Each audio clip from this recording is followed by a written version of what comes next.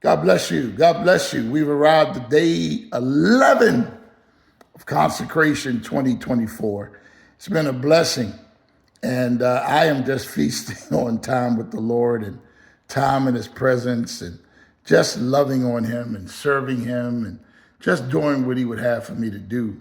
And just seeking his face is just all the world of a privilege.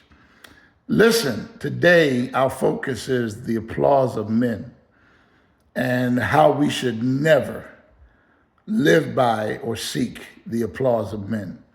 Beloved, hear me when I'm telling you, the applause of men are deceitful, extremely deceitful. How can you say that?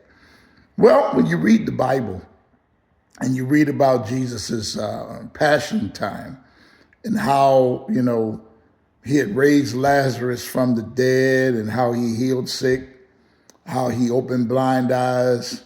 And in this case, we see a man dead for 4 days.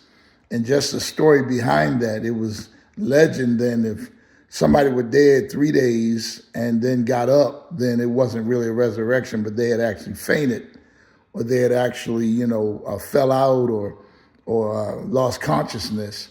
But 4 days, when Jesus first got the call that Lazarus was sick and dying, he waited, he paused, he took a moment, and then he came to Lazarus's aid and began to do a work there to raise him from the dead and call him forward. 4 days, okay? He did something in that time that many did not see happen on a regular basis. Jesus had then, of course, raised from the dead a man that was the son of a widow, but that wasn't given the notoriety like it was when he raised Lazarus. Lazarus was stinking. He was in the grave, buried 4 days. And Jesus came and they were still mourning, and Mary and Martha were asking him, taking turns, Master, why didn't you rescue our brother? Why did you not come in time? And Jesus, felt the grief for them because they were friends. But you see that Jesus raised Lazarus from the dead. But the part that bothers me is he was applauded and lauded.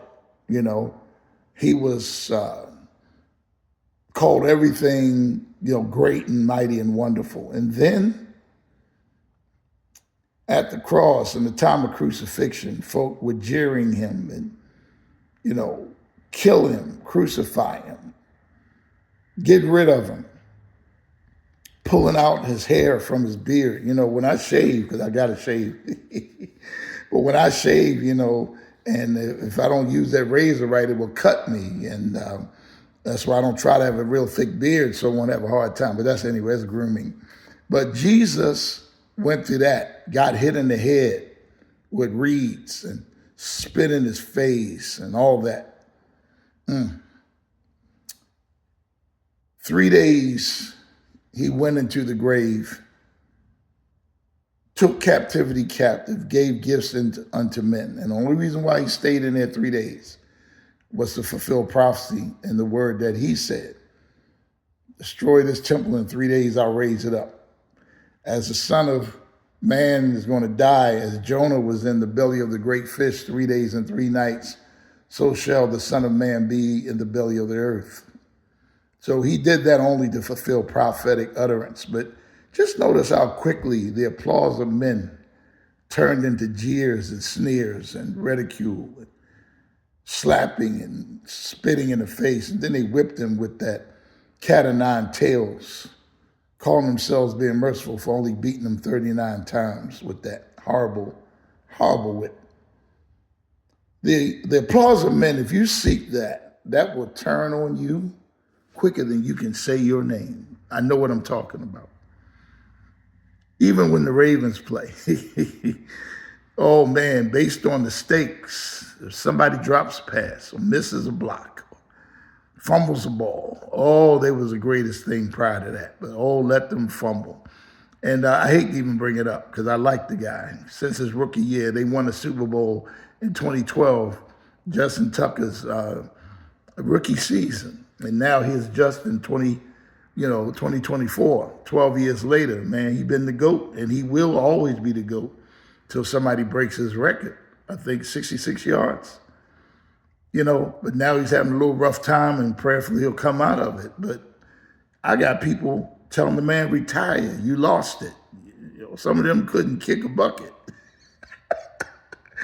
I hear Justin Tucker putting the football through the goalposts, 66 yards away, which is not something any other player in the NFL have done yet. The cheers of men, the applause of men are very deceitful, and if that's what you seek, you'll find disappointment at every juncture. And I'm just saying that as the Lord begins to manifest what he's doing, there will be some that have watched you. There will be some that have had comments about they wish you would and wish you could, and what you do and what you could do if things change. And then when the Lord does the shando, the quick turnaround, then they'll be on your wheels, riding on your cart, and getting on the bandwagon, so to speak. Do something they don't like, those cheers will turn into jeers. So don't seek the applause of men. Don't allow yourself to rejoice to the point that it keeps you from focusing on what's next. Because that's always the question of people that are great in God. What do I do next? You rejoice for a little bit, and then you plan for the next and keep it moving. Because cheers, if that's what you seek, the applause of men are short-lived. Receive this word today and go forth to be great in God. And let God arise and every enemy be scattered.